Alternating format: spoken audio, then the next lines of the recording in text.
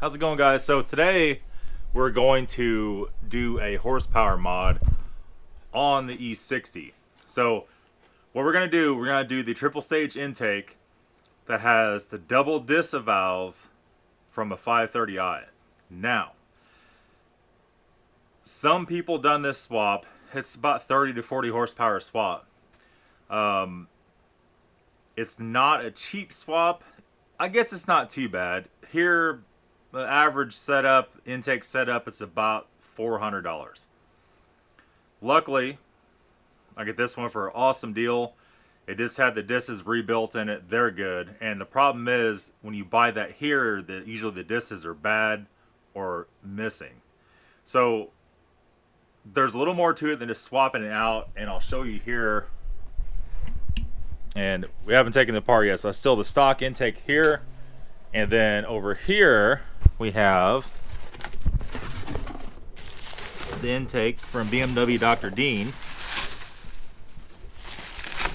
that has all the discs, everything all included. It's the whole complete system. Ugh, a little bit oily. So we have two little plugs right here that are blanks, and a lot of you guys probably wondered all along, why are there two blank plugs on the side of the intake? Well, those are the plugs for the disaflaps, for the disavows. So what we're going to have to do here, we're going to have to switch the intake manifold. That seems like it's really difficult, but it's really not. Probably have it off in about 30 minutes. And after we do that, what we're going to do, we're going to flash the ECU with WinKFP. We're going to flash it to a Euro spec 530i. That is going to give us, I think it was 292 brake horsepower. So whatever that is in US horsepower, it was a pretty good upgrade at any rate. Okay, and just to clarify, changing the CV axles did fix my problem. The Cardone axles were junk. When I took them out, they only been in there for about 200 miles.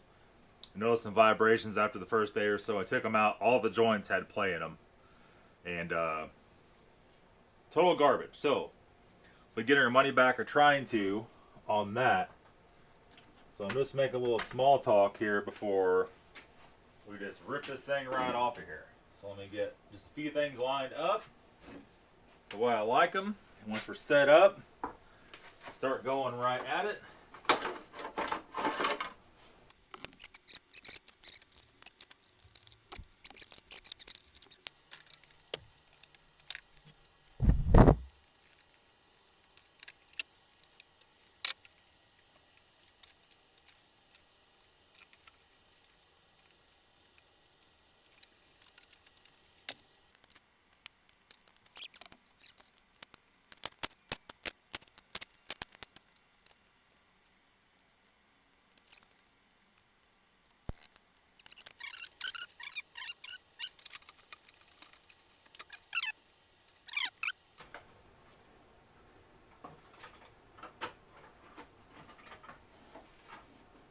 There we go, my friends. So, we have this pipe still on here. We're going to reuse this pipe. On the new intake, let me get out of the box here.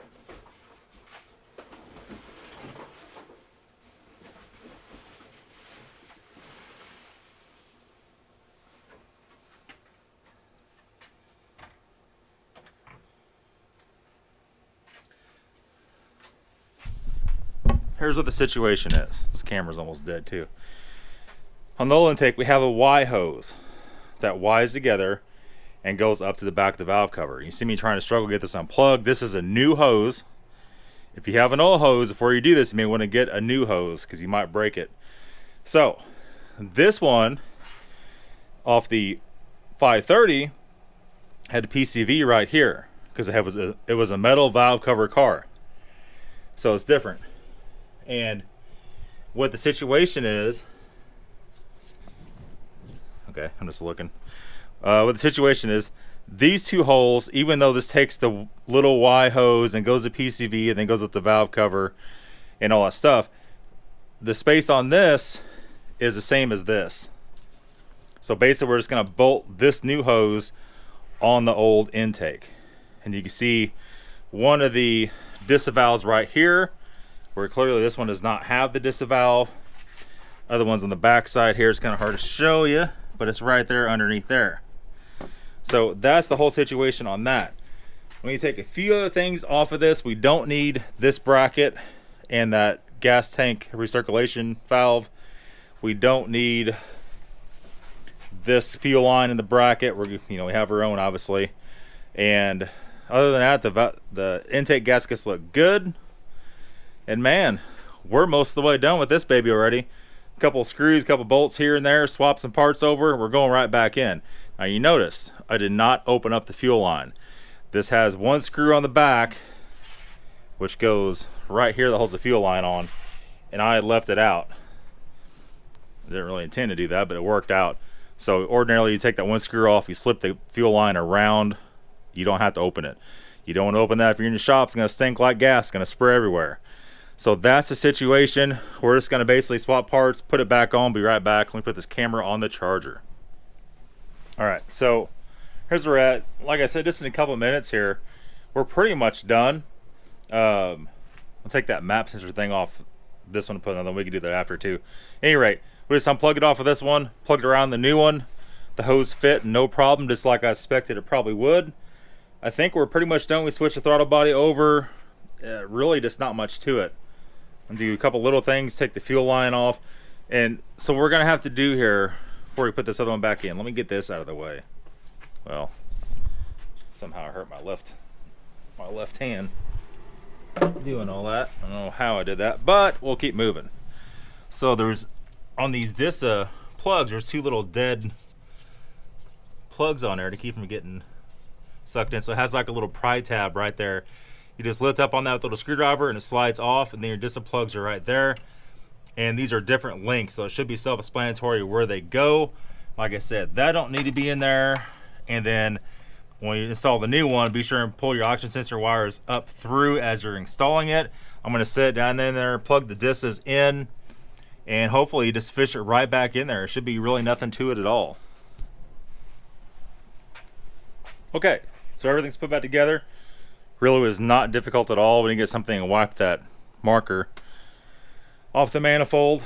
Like I said, we did check the Disas. Everything is great with that. Everything's hooked up. There was no issues. Everything is super simple. I can't really think of anything else at all up here that we need to do. Now, like I said, we'll be flashing this with 1KFP, and we are going to flash it to a Euro 530i with the N52 engine. Okay, so this is what the situation is, guys. We have BMW Dr. Dean on the phone or on FaceTime, and we're trying to figure this out. We have a little bit of an issue when we got the ECU reflashed, when we got the ECU cloned, and the user data was full. So we had to go and use WinKFP in expert mode to get it all done. And anything else you want to add, Dean? No, that's it, Nathan. Like I say, you said it all correct now. We're just going to do the flash from the 530i, the M-Sport mapping, to make it a more aggressive mapping. So obviously it will read the intake manifold, because obviously it's not reading your disaflaps or the disactivation. So whenever somebody does this, after they do it, they need to reflash their transmission after this flash? Yeah, that's correct. You have to reflash the DME and the transmission again. Yeah. So we're planning on doing here, this is almost, or we'll be done here in a little bit. We'll get ISTA-D open. We'll make sure we can see the disaflaps, make sure everything is functioning correctly, and I guess at that point in time, ready for a test drive. Now, you have to remind yourself, when you do this swap, like I said before, guys, you can't just put the manifold on it. It's not going to activate the Disas. You have to reflash it. And we noticed that before when all the other videos people are putting out were just swapping the intake.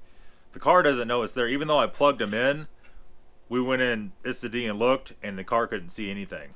So you have to do it like this. Otherwise, it's not going to work. Okay. So what's going on? This a couple days later. You can't use the 530i map on an LCI 5 Series. You have to use a map from a X5 3.0 SI that has the MS V80 ECU. So we did that. We flashed it to it. The programming went fine on the ECU. We went to change the cast to power class 2. That went fine. There's a few other settings you have to change in there. We changed all that. The car runs and drives fine. You floor it, it has no power. Normal driving runs fine. So open Ista Plus. I'm sorry, I keep saying Ista D. It's Ista Plus, and it can't see the flaps. It cannot see the discs at all. So